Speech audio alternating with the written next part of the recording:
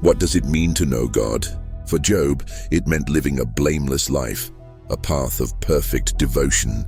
He followed every rule, honored every tradition, and performed every ritual with impeccable sincerity. He believed his righteousness was his connection to the divine, a shield forged from good deeds. Surrounded by immense wealth and a happy family under a golden sun, Job's world seemed to affirm his understanding. He knew about God, the great cosmic lawgiver, but he was about to discover the vast, humbling difference between knowing of him and truly knowing him. Then, the foundation of his world was shattered. In a rapid and brutal series of crushing blows, everything he had was taken from him. Storms, fires, and marauders destroyed his livelihood. A messenger brought the soul-crushing news of his children's death. The system he had so carefully understood had failed catastrophically. His wealth vanished, his children were gone, and his own body was racked with agonizing pain. As he sat in ashes, covered in sores, his 3 friends arrived, armed with simple answers and confident expressions. They insisted his suffering must be a punishment for some hidden sin. They knew the formulas, the theological arguments, and the conventional wisdom. But their words were hollow, offering no comfort, because they only knew about a God of rules, not the God who presides over a complex and often painful reality. Rejecting their empty logic and formulaic faith, Job cried out in utter desperation for God himself. He didn't want explanations from men. He wanted an audience with the Almighty, and God answered. A storm gathered in the heavens, not of rain, but of cosmic power. From a great whirlwind, God spoke, taking Job on a majestic journey through creation.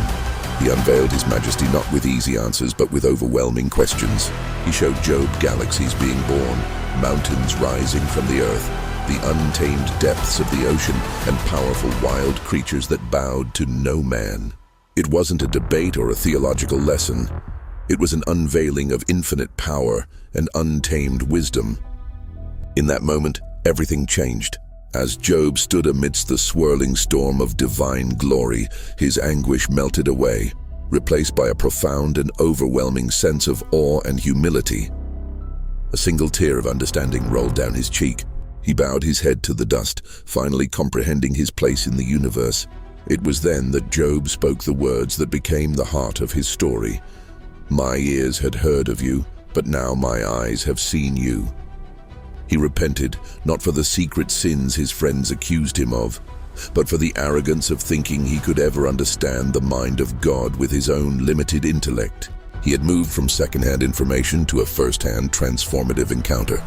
When Job stopped trying to understand God and simply stood in awe of him, his history was rewritten. The storm quieted, replaced by a brilliant, beautiful dawn.